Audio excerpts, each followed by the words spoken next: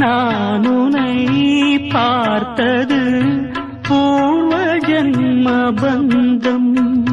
நீண்ட நாள் நினைவிலே வாழும் இந்த சொந்தம். நான் இனி நீ நான் வாழ்வோம் வா கண்ணே. நிலவு தூங்கும் நேரம் நினைவு தூங்கிடாது. இரவு தூங்கினாலும் உறவு தூங்கிடாது. இது ஒரு தொடர்கதை தினம் தினம் வளர்த்திரை.